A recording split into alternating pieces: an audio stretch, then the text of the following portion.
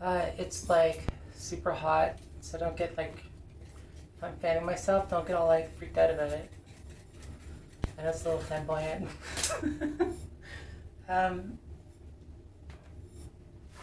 Pope Francis, Pope Francis came to Canada and apologized, you know, uh, for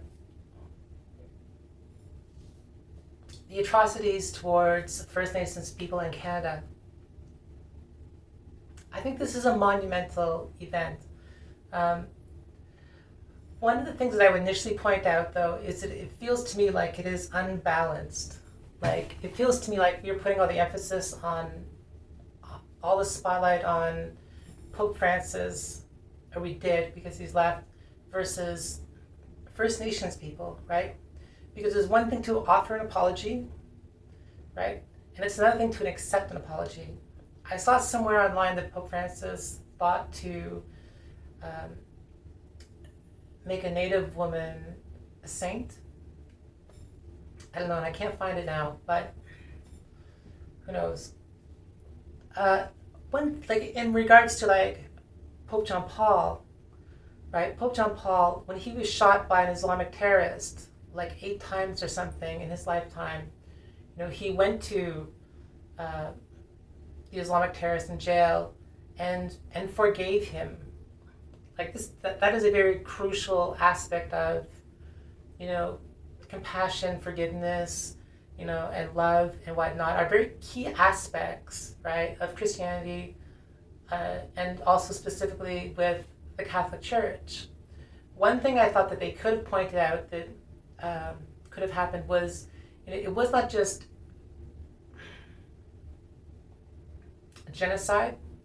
Pope John Paul or Pope Francis acknowledged the fact on his way home that it was genocide, right? But it's like they're asking him to do to get involved into politics, and that is not really his. I mean, what isn't political? But this isn't. He is not a politician, right? These are two different things, but these two things are both associated to reconciliation. So this is one part of the Catholic Church. If he'd acknowledged, I think, that there was also a lot of sexual abuse that occurred, right, from the from clergy and whatnot in the Catholic Church, that it would have also acknowledged that and cleared a level of that as well. Because the Catholic Church had a bad rap, in modern day, but not only do I think that this like helps the Catholic Church, and not only do I think that this helps a large majority of Christian First Native peoples or First Nations people in Canada who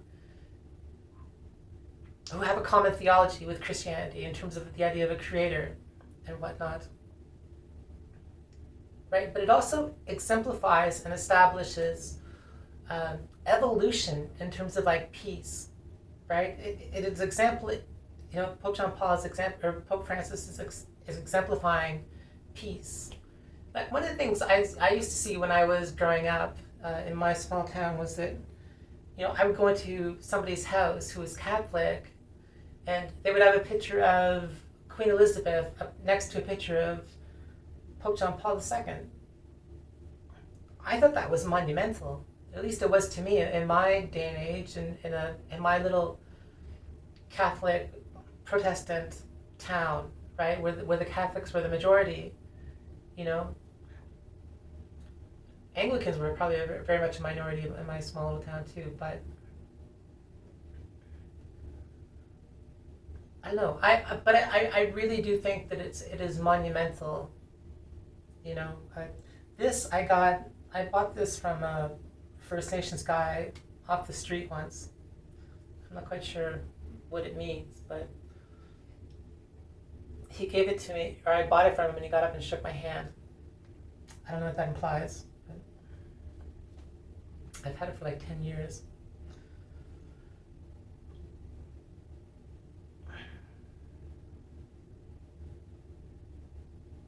I don't know. I really hope that, like, the focus is on reconciliation and not more hatred and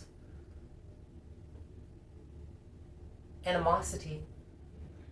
I really hope that the focus is on reconciliation, because it needs to become part of the past. Not just for like First Nations people, but for Canadian society in general, and and as an exemplar to the world, as an exemplification of peace. Peace.